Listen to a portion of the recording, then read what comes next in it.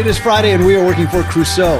Friday, January 17th, 2025, in Los Angeles. He is Sam Park. In Los Angeles, I am John Ramey. January 17th is Muhammad Ali's birthday and Michelle Obama's birthday. So shout out. I didn't know that. Yeah, shout out January 17th. We are talking about the ceasefire in Gaza. We are talking about the latest in South Korea, where the impeached president is facing consequences for his botched attempt to declare martial law. And I am as thrilled as perhaps anybody on the planet to hear Sam Park's extended thoughts on Greenland, which of course is an autonomous zone within Denmark and has been, or not within Denmark, but governed by Denmark, and has been in the news. So where would you like to start, Sam? Let's go in order. I think that's a terrific one. I mean, the Gaza ceasefire is obviously the biggest story of the day. So let's start there. The Associated Press reports Israel's full cabinet is considering a ceasefire deal in Gaza after Prime Minister Benjamin Netanyahu confirmed an agreement had been reached. This is reporting from today. The ceasefire would pause the war with Hamas and release dozens of hostages held by militants there, as well as hundreds of Palestinians imprisoned by Israel. The Associated Press then asks, in a little breakout, what happens next? The deal is being discussed with a full cabinet of ministers for a final sign-off. It is expected to okay the ceasefire, even though it has drawn fierce resistance from Netanyahu's far-right coalition partners. Their objections could destabilize his government. When could the ceasefire start? The deal could start as soon as Sunday if approved. Elsewhere, this is also AP, Palestinian leaders who administer parts of the Israeli-occupied West Bank say they're ready to, quote, assume full responsibility in Gaza, according to a statement reported by the official Wafa news agency. That's President Mahmoud Abbas. The Palestinian Authority, administrative and security agencies have finished preparations to restore critical services in Gaza, which has been controlled by Hamas. Is that about where we need to start, Sam? Sure. Yeah. I mean, that's all very apt and accurate. There are so many elements to this, as there are with all three of the stories we're going to be discussing today. So we will certainly miss some of them and probably get others wrong. And that's the beauty of journalism, isn't it? Though. Yeah. But the deal was announced on Wednesday by various parties, and Joe Biden, in fact, held a press event to talk about it, in which he mentioned that this was exactly, which was the word he used, exactly the deal that he proposed back in May of last year. Remember that? Yes. And of course, at that time in May, he said that it was actually an Israeli proposal. So that would seem to be at odds with, a little bit at least, with what he's saying now. But many people, and I don't think this is at all inaccurate, are saying that this wouldn't have happened if Trump had not won our election back in November. And in fact, Trump himself said the same thing in his social media. And again, I think that's probably true, but as with many things that Donald Trump says, it's perhaps a bit overblown. For instance, if we imagine that the war had started last October instead of 2 Octobers ago, Hezbollah would still be a very formidable force in Lebanon. Bashar Assad will still be in power in Syria. Iran would not yet have attacked Israel and suffered Israel's reprisal, therefore, and would still be in not quite, or in fact, nowhere near as weakened a position as they are today. So there's an old saying that says, success has a 1,000 fathers, while failure is an orphan. And at least the first part of that saying, I think, is exactly what's going on right now, is that all of these things, not just Trump's election, which I think was a factor, but also the very hard work of the Biden administration in putting this deal together, taking part in the negotiations in Qatar with Hamas officials and Israeli officials to the extent that they would agree to participate, which they didn't always. The weakening of Iran, the fall of Bashar al-Assad, all of these things contributed to the place we are now, where this deal could be put in place. I should say that Donald Trump sent his envoy, Stephen Witkoff, to Israel last Saturday and also to Qatar for the negotiations. But in Israel, as is reliably reported, he told Benjamin Netanyahu, we want this deal done before Trump takes office in no uncertain terms, to really put pressure on Netanyahu to agree to this, which we know he's been reluctant to do thus far. And so the deal is supposed to start on Sunday with the release of 3 of the hostages. And there will follow a phased withdrawal of Israeli forces from Gaza. And that speaks to one more thing I want to talk about in reference to this deal, which is that it's so incremental as to be really granular. I mean, there are so many small links in the chain of events that's to follow that it seems, and I think I'm not the first person to say this by any stretch of the imagination, it seems to be pretty fragile. Right. So it's difficult to say that it's going to hold up for any length of time, but it will through Monday, which is when Donald Trump takes office. All right. So if you're somebody who maybe isn't as paying as close attention as we are, or listeners of this podcast are, is this kind of the validation of the quasi madman theory that supporters of Donald Trump like to say is a great is one of the benefits of his leadership, right? The madman theory, which I think goes back to Nixon, which is, you have a diplomatic advantage if the other side thinks you're insane and might do anything. Is that? I mean, they're certainly going to say that it is. Yeah. And I think you're correct that Nixon was the originator of the madman theory. Or maybe Kissinger, but Nixon era. Yeah. Yeah. Certainly. And Nixon, we know, did talk about it in those terms, although perhaps not in public. I'd like to mention that using the madman theory did not go especially well for Nixon, right? It still led to the humiliating defeat of the United States in Vietnam. So perhaps people who would like to bandy about the term madman theory today might want to think about that before they do so. They probably won't think about it, right, but I think they probably ought to. What I find interesting about it, though, is that Donald Trump has said over and over that he considers himself to be the consummate deal maker. And so one might have thought that he would ask Netanyahu not to agree to a deal before he takes office. So that he can cut the ribbon on the deal. Yeah, and then just sign his own name to the deal that the Biden administration had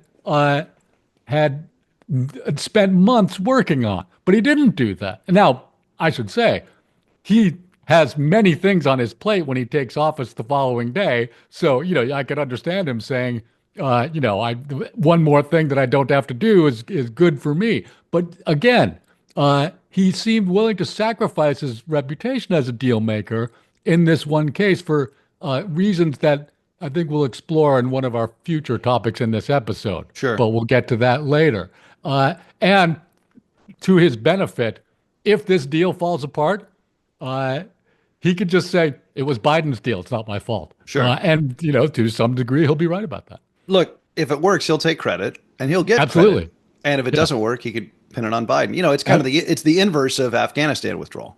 Exactly. Right. Which was Trump's deal. And then Biden had it happen on his watch. Now, Biden was not blameless. Exactly. Right. And so, again, this works out to his advantage pretty much no matter whatever way it works. Now, but then he'll still have to try and negotiate some other sort of deal, and that might not go especially well. And there are so many aspects of this story that we could talk about. One that strikes me is that yesterday it seems that there seemed to be a holdup, which the Israelis blamed on Hamas, saying that Hamas was trying to wrest last-minute concessions out of the Israelis.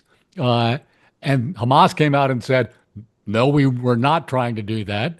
Now, I'm not much disposed towards trusting either of these parties in this particular case. And the Israelis presented no evidence of anything that Hamas had tried to add to the deal, whereas it was widely reported that a stumbling block, at any rate, was Itamar Ben-Gvir, the national security advisor to in Benjamin Netanyahu's cabinet, who, as we know, is from one of his far-right coalition parties, and who said openly, if this deal goes forward, I will resign and pull my pull my party out of the coalition. He also said, however, that he would not vote against the government in parliament. So pulling his party out wouldn't actually cause Netanyahu's government to fall. And in fact, the main opposition leader, Yair Lapid, said the same thing, right? If we get this deal done and you lose coalition partners down to the point of no longer having a parliamentary majority, we're still not going to call the vote of no confidence against you to topple your government. Now, I don't think that's enough for Netanyahu, right? He still doesn't want to be put in the point where somebody could call that vote at any time, right? If the deal falls apart, for instance. So I'm not, as of this recording, I'm not sure whether Ben-Gvir has pulled out or not. He said he would, but as far as I know, as of right now, he hasn't. What about the Palestinian Authority taking over in Gaza? They'll need help. I mean, it's not going to be them by themselves. There's been some talk of an international force, but that's not yet been made clear in the language of the deal. Again, as you say, the PA has said that they're ready to take over, but I don't think it's been decided that they will. And I'm not sure that the Israelis would sign off on that. They don't particularly like the PA, but no, to the point where they were uplifting Hamas. Exactly. I mean, yeah. And so, but again, obviously prior to October 7th. Yes, I don't think this has been decided. We'll have to see how it all plays out, assuming the deal goes forward and is able to stand up for any length of time. Again, there's only going to be 3 hostages released on Sunday out of, I believe it's 33 over the next 6 weeks. And then in the second phase, the second 6 weeks phase of the deal, all the remaining hostages are supposed to be released. But, I mean, it'll be interesting to see if the first 6 weeks can actually be gotten through with the deal intact. I really hope that they can. Anything else on the ceasefire, which we would like to point out is a net good? The stopping of the war is a net good, even though it's complicated. But anything else you want to hit on, or should we go to South Korea? I think we should go to South Korea. I mean, this is going to be a first phase of 6 weeks, and then a second phase of 6 weeks, and then a third phase of whoever knows how long. So we're going to have to come back to this, obviously. But we will in future episodes, I'm sure. Okay. The Washington Post reporting South Korean investigators on Friday moved closer to formally arresting President Yoon Suk-yeol, who has been impeached and detained after a botched attempt to impose martial law last month, as they hold him on suspicion of insurrection. The Corruption Investigation Office for High-Ranking Officials, known as the CIO, asked a court to issue a warrant for President Yoon's arrest for leading an insurrection and abusing his power, according to a statement from the Martial Law Joint Investigation Commission, comprising the CIO, the Ministry of National Defense, and police. They said the gravity of the alleged crimes and the risk of recidivism justified the warrant, according to the semi-official Yonhap news agency. This, if it happens, would make Yoon, a former prosecutor general, the first sitting South Korean president to be both detained and arrested. That's right. Far out, man.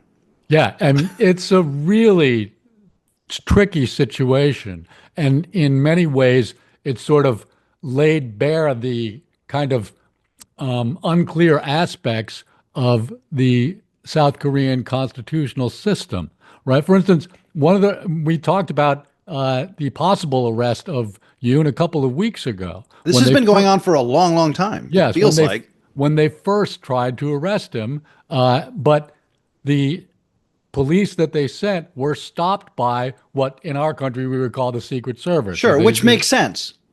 It does, I guess, right? But you would think that there would be a unified law enforcement response, or you would hope that there would be, where instead of that having one sort of, well, basically it's one group of guys with guns facing another group of guys with guns. I mean, this is very serious and troubling.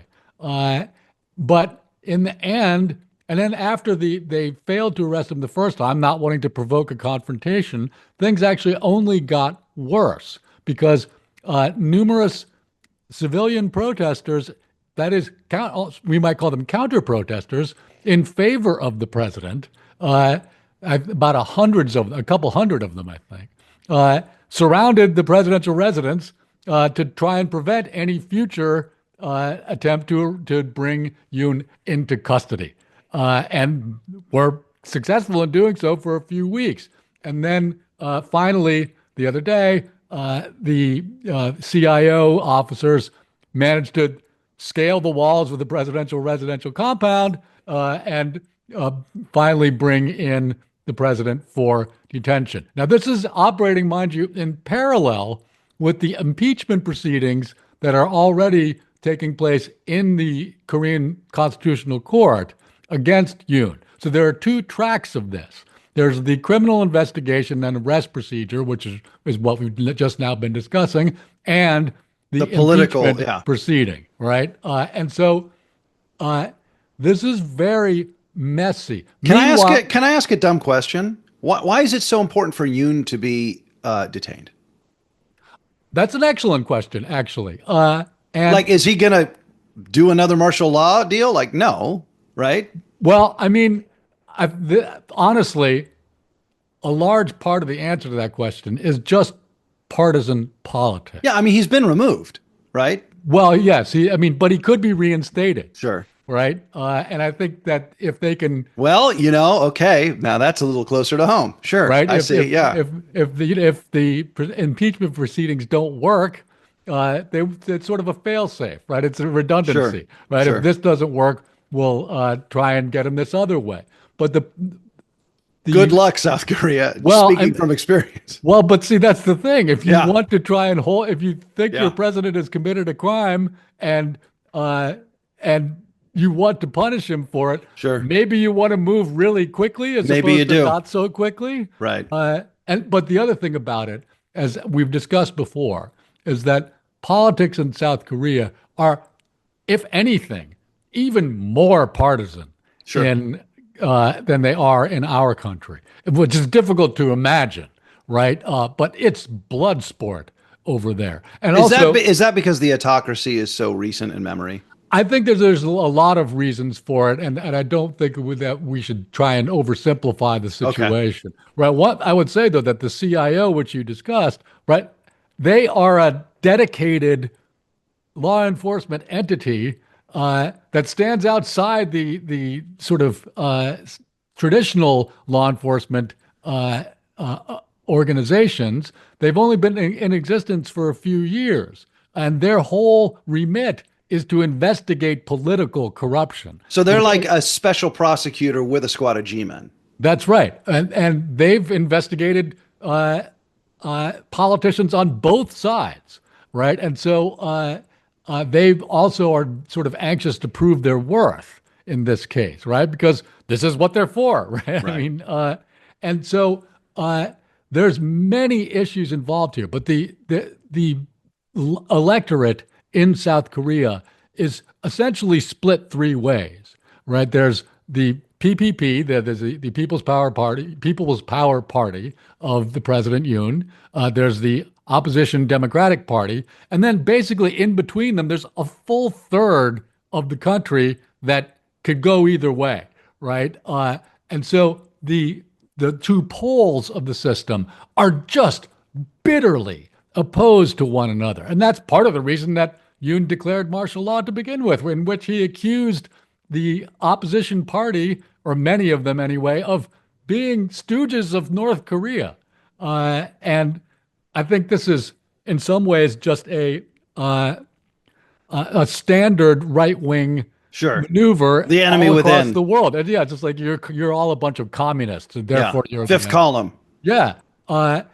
And I think there's something here, though, and this is a dog that didn't bark example. I love a dog that doesn't bark. I know, because you Yeah. can't say that there actually is a Yeah. dog, right? Yeah. But as we've discussed in many other contexts, everybody around the world is trying to figure out what Donald Trump will do when he takes office next week. And I have to wonder if, because when Yoon declared martial law, everybody said, this is crazy. Why would he do something like this? And it really does seem insane, right? But I wonder if he thought that Trump would save him.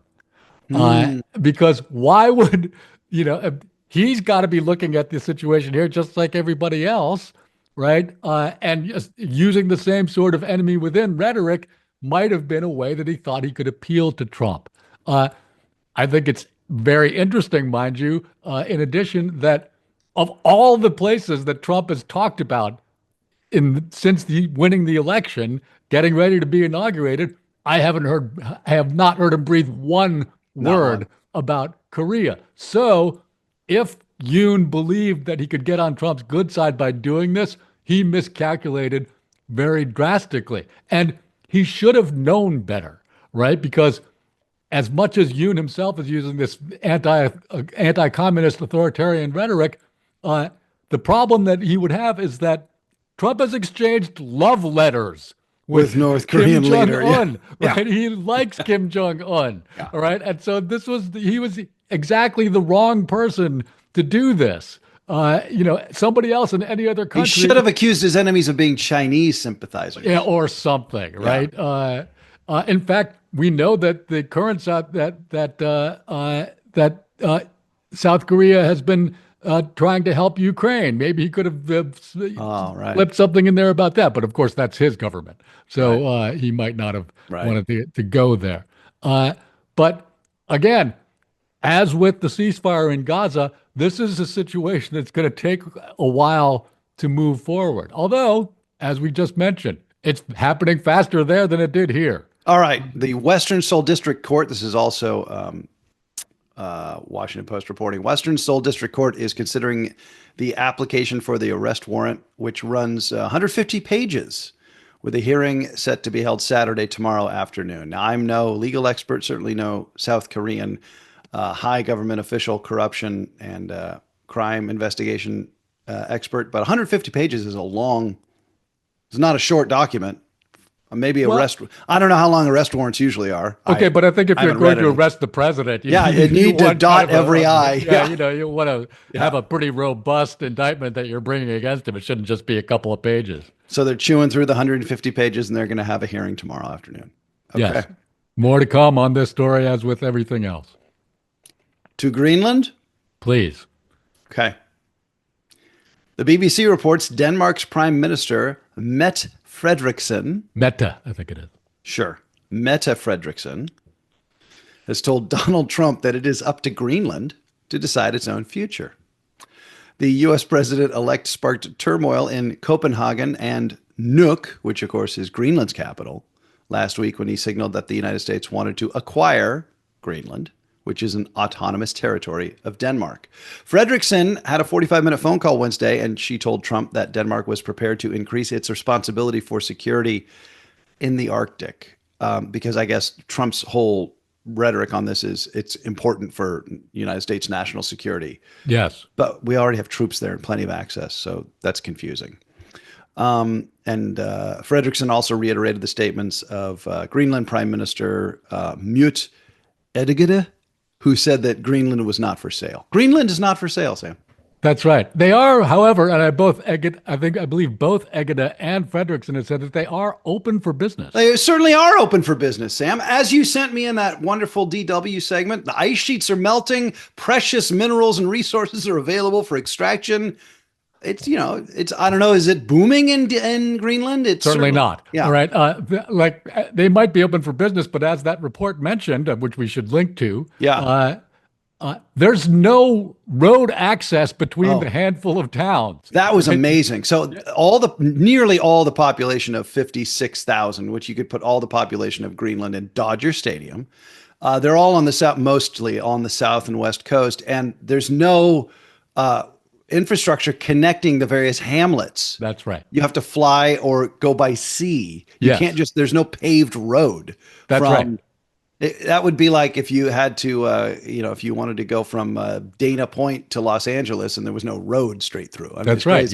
It's really, and so that was actually the first report on Greenland that I saw that mentioned this. Yeah, I didn't know that. And you'd think that I would have heard about it before today when that report aired on Deutsche Welle, right? But because there's been dozens of news stories about this ever since it poured out of Trump's mouth. And in fact, last week we said that we wouldn't be talking about this because it was just some ridiculous thing that Donald Trump said in reference to Canada and the Gulf of Mexico and Panama and all these ridiculous things that he certainly wasn't going to do. But this story gained traction. And I think the reason for that is that, as you say, Greenland is not a sovereign nation, unlike Panama, Mexico, and Canada. It's a semi-autonomous territory of another nation.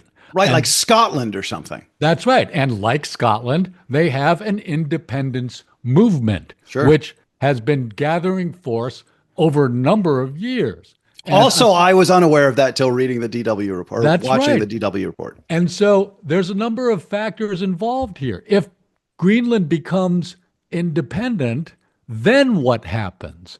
And so when Trump is talking about national security, which, by the way, is a legitimate concern of the United States in reference to Greenland. That's why we've had troops there since the start of the Cold War. That's right. And so we might say to ourselves, gosh, if only there was some sort of, I don't know, treaty organization that covered somewhere in the North Atlantic. Say the North Atlantic, right? We might call it a North Atlantic Treaty Organization because it'll never catch on. It seem so ridiculous, right? Is that if you want to beef up the American security presence in Greenland, which by the way is smaller than it used to be, you would think it would be easy to do through NATO, and that is another non-barking dog, I think, right? Because the only reason you would make a big deal out of this is if Greenland does leave the dominion of Denmark, in which case, are they still a member of NATO? It's difficult to say, right?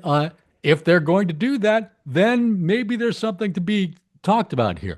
But the other thing I'm sorry, Sam. Trump had no idea that there was a burgeoning independence movement. Oh, I wouldn't be so sure about that. Really? But anyway, go ahead. We can't say whether or not he had any idea. Fair enough. But you know what? Here's, I think, an even more likely possibility. Gaining control of Greenland for the United States is a much more important thing to do if the United States leaves NATO, right? And which Trump has talked about doing in the past. If the United States leaves NATO, you basically have to gain control of Greenland or come to some other arrangement with Denmark and or Greenland, depending on who's in control, depending on the outcome of the independence referendum, which has not been scheduled, but which they'd certainly want to do.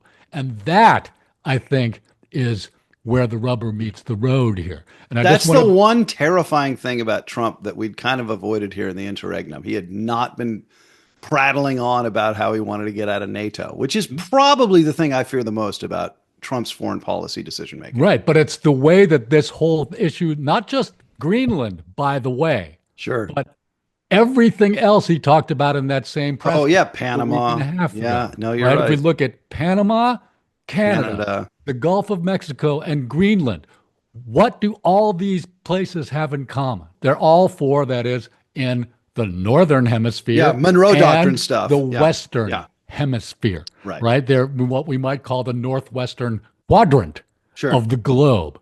And those would be areas we would be like hands off if we got out of NATO. We'd be like, everybody can do whatever they want. You stay out of here. That's right. So when Trump says that he intends to make America great again, it sort of feels like the era of American greatness to which he wishes to return the country is the 19th century, right? Which is the first time that America thought about trying to take control of Greenland, Right. right? In And bought Alaska. Yeah, in the that is the Andrew Yeah. Johnson administration. While Johnson was purchasing Alaska, they thought about making an offer for Greenland. It didn't work out, but that was when this began. And so Trump almost seems to want to. Now, I could just be pulling this out of my pocket, but he almost seems to want to stop being a global superpower and instead become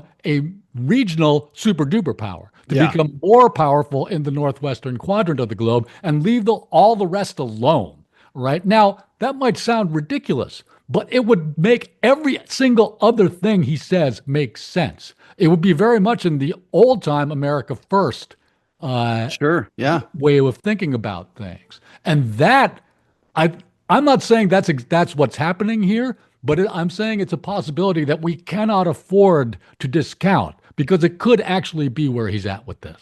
Right. Because again, if you're worried about U.S. security vis-a-vis Greenland, you don't destabilize your relationship with the NATO ally that runs Greenland. Yes, Unless you don't want to be in NATO. That's right. In which case you kind of do want to do that, or it makes more sense to do that. Right. Or there's less penalty for it. Yes. Well, that's terrifying, Sam. Now I know why you wanted to talk about Greenland.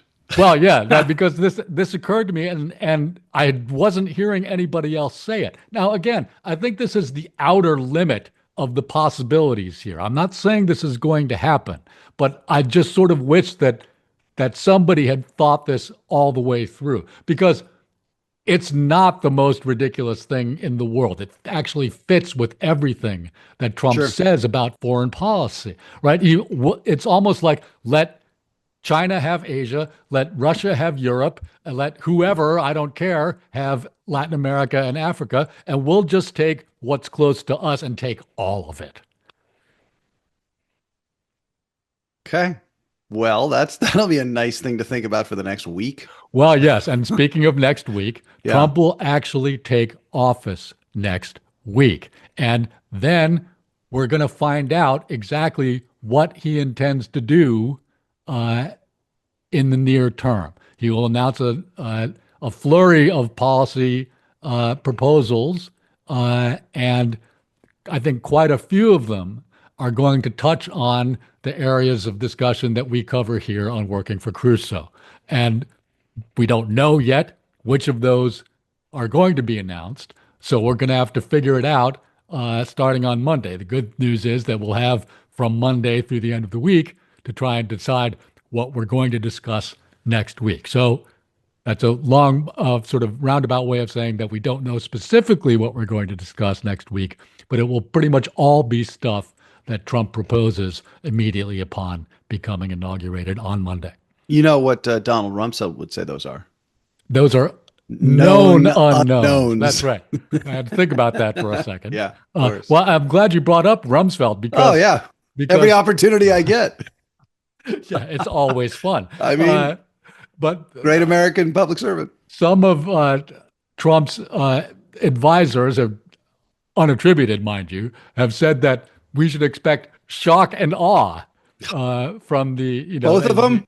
They got back together. Shock and awe. And not just shock, not just awe, but both shock and awe. Man. And again, sort of like the madman theory, that didn't go so well last time. Shock and awe did not go down well. Before you say things like this, maybe you want to that doesn't fill me with confidence when you say that. What are they going to talk about? The glory of the Bay of Pigs invasion next or something? I mean, when the looting breaks out, is Pete Hegseth going to say this is what freedom looks like? I mean, All right, I do want to point out in closing here that obviously we have policy and kind of legal disagreements with the incoming Trump administration, such as we understand it, and the previous Trump administration. But we are not going to shrink from talking about his victories, including, as Sam said earlier, maybe you cannot say that his election was not a factor in bringing about the ceasefire in Gaza. And so I just, as much as I think, folks might think we're too, liberal guys from Los Angeles. Like, we're going to call balls and strikes here, and there Absolutely. there will be. Joe Biden kept a lot of the tariffs that the first Trump administration That's exactly implemented right. against China. It was good policy, and so I just want to make clear that we will call what we think good policy and good decision making. We will call it that, no matter who's making it, even And if it's I'm Donald Trump. I'm confident that such occasions will arise. It will. And again, we are not going to be shy about saying so. Yeah. All right. That'll do it for us on this Friday. We will see you next week. He's Sam. I'm John. Thanks, everybody.